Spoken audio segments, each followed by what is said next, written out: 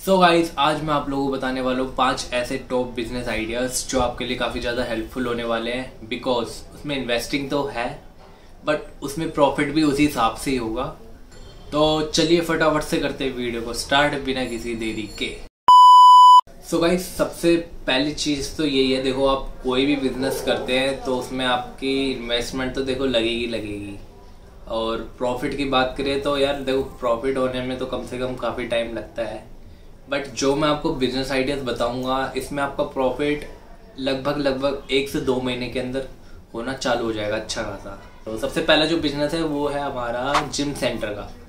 अब देखिए gym centre है एक, आप कहीं पे भी लाइक जिम खोलेंगे तो जिम की इन्वेस्टमेंट तो देखो आपको पता ही है, अच्छी खासी इन्वेस्टमेंट होती है उसमें भी। बट उसमें प्रॉफिट भी उसी हिसाब से ही होता है। अगर आप मान लीजिए आपने कहीं पे जिम में इन्वेस्टमेंट की है, आपका कम से कम 50 लाख भी लग गया है और आपने उसकी फ़ीस रखी है 1500 रुपये और वहाँ पे क्लाइंट जो आ रहे हैं वो आ रहे हैं कम से कम 100 क्लाइंट आ रहे हैं।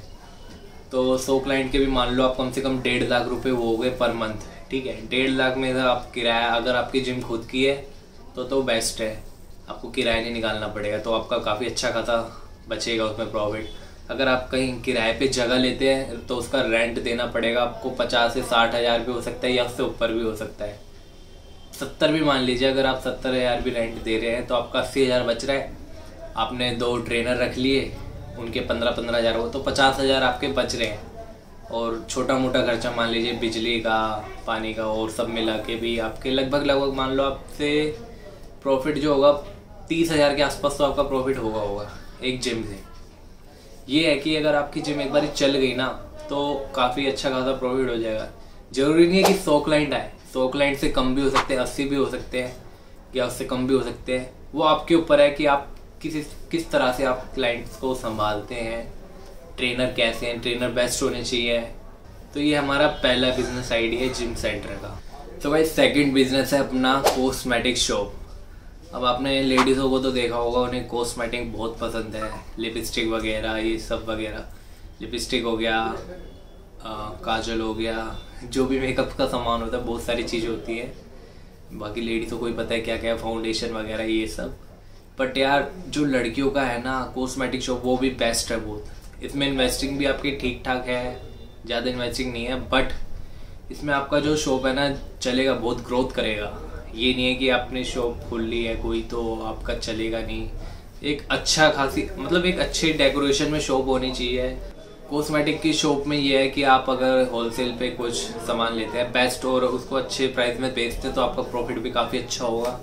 अब उसमें 2-3 वो भी रख सकते हैं मेकर जो काम करेंगे उसमें। ठीक है, यही है, आप अच्छा खासा उसमें भी अर्न कर सकते हैं। सोचना कॉस्मेटिक के ऊपर भी। ठीक है, तो ये था हमारा सेकेंड बिजनेस। एंड हमारा थर्ड बिजनेस है ऑप्टिकल की शॉप। देखो ऑप्टिकल शॉप ऐसी जगह है जहाँ पे बूढ़े से लेके बच्चे से लेके बुढ़े तक सब जाते हैं, अगर किसी को चश्मा लगा होता है तो। ठीक है, बाकी यार देखो ऑप्टिकल शॉप में ये है आपकी इन्वेस्टमेंट ज़्यादा नहीं है और प्रॉफिट भी ठीक ठाक है। ये नहीं है कि ये बिज़नेस चलेगा नहीं, रद्द हो जाएगा, चलेगा, बहुत अच्छा चलेगा, धीरे से चलेगा, ग्रोथ में होके सही चलेगा।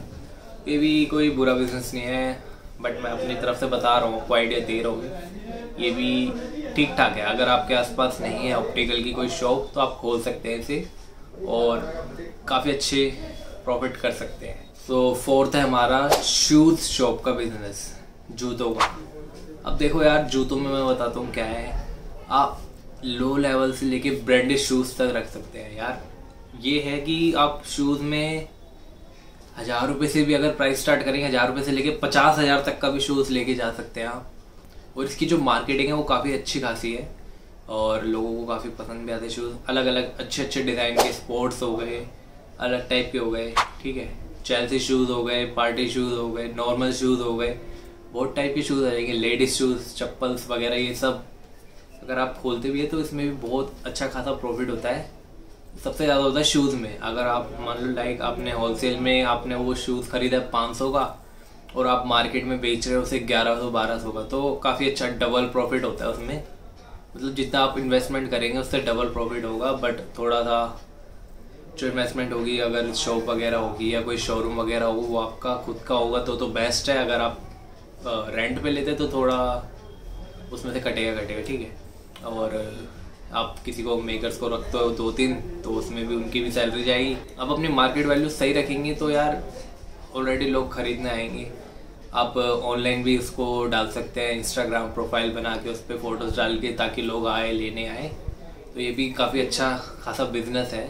सो गाइस, लास्ट बिजनेस है हमारा 5th, जो कि है डेकोरेशन, एक डेकोरेशन शॉप का।